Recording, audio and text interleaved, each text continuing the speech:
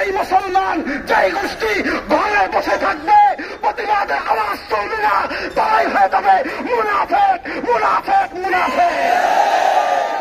রাষ্ট্রীয় যন্ত্র, সেটা প্রশাসন, সেটা আর্মি, সেটা বিডিআর, যদি মুসলমান হয়ে থাকে, রাষ্ট্রের উন্নত হয়ে থাকে, সেনাবাহিনীকে রাজপথে নামতে হবে, বিডিআরকে রাজপথে নামতে হবে, ফিলিস্তিনের পক্ষে নামতে হবে, ইসরায়েলের বিরুদ্ধে প্রয়োজনে অস্ত্র ধরতে হবে, অস্ত্র ধরতে হবে। অতএব 90% মুসলমানের জমিন থেকে প্রথমে আওয়াজ তুলতে হবে। মুসলমান ডক্টর ইউনূসকে আহ্বান জানাবো, ফিলিস্তিনের পক্ষে আহ্বান জানাবো। আমরা ইসরায়েলের বিরুদ্ধে আপনাকে প্রথমে সশস্ত্র জিহাদের ডাক দিন মুসলমানরা। এ পর্যায়ে সংক্ষিপ্ত বক্তব্য মনোযোগের মাধ্যমে আজকের আলোচনা এবং আজকের মিছিল শেষ করবেন জন নিয়োজিত ওয়াইস মুফতি আব্দুর রহমান বেতাগী।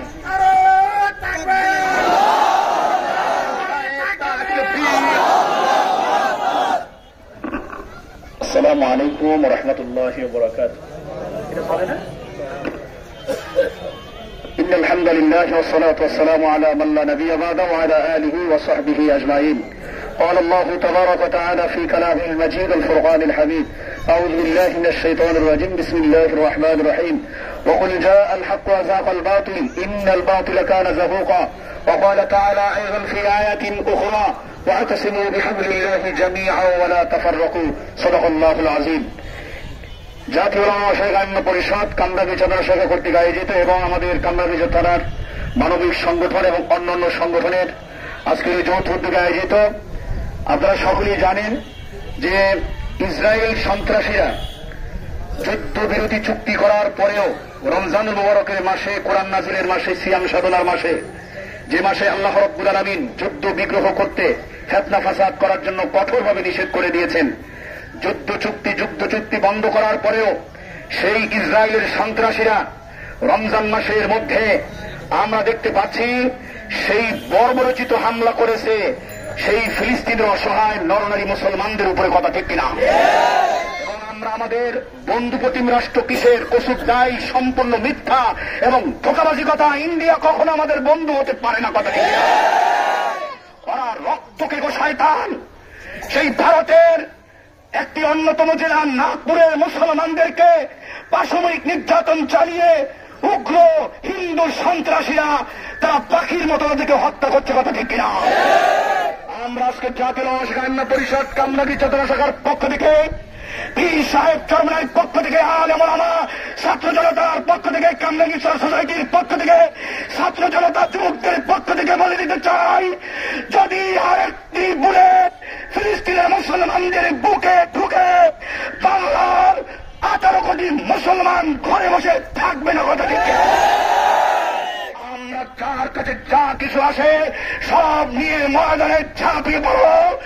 বাংলাদেশের মধ্যে এমন পরিস্থিতি সংকট তৈরি হবে যেখানে আমরা হিন্দু সন্ত্রাসীদেরকে পাবো কুকুরের মধ্যে পিটিয়ে তুলে থেকে ভিতরে। যেখানে লাল কুকুরের বাচ্চাদেরকে পাওয়া যাবে কুকুরের মতো পিটিয়ে তাহন দিয়ে ফেলবো।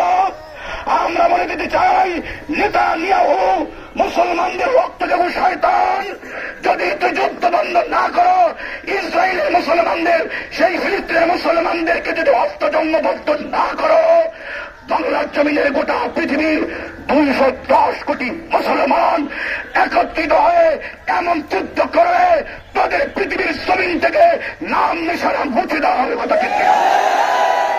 এই যুদ্ধ পরিচালনার জন্য সেই ইন্ডিয়ার মুসলমানদেরকে যে গুলি করে হত্যা করা হচ্ছে, ছুরি মেরে হত্যা করা হচ্ছে, লাঠি দিয়ে পাশবিকভাবে নির্যাতন করে হত্যা করা হচ্ছে, ফিলিস্তিনের মুসলমানদেরকে নির্মমভাবে হত্যা করা হচ্ছে, এই যুদ্ধ যদি বন্ধ না হয়, জাতিসংঘ তোমাদের জবাব দিতে হবে। বাংলাদেশে তোমাদের কোন সংগঠন চলবে না। কথা ঠিক কিনা? ফিলিস্তিনের মুসলমানদের উপরে হামলা কেন? জাতিসংঘ জবাব দে, মোদী শয়তান জবাব দে। আমার ইন্ডিয়ার মুসলমান হত্যা কেন? কথা ঠিক কিনা? আপনাদেরকে পরিশেষে বলতে চাই, যদি আলেম ওলামারা, দেশপ্রেমিকরা, ইসলামের দায়ীরা ফিলিস্তিনের মুসলমানদেরকে রক্ষা করার চেয়ে ভারতের মুসলমানদেরকে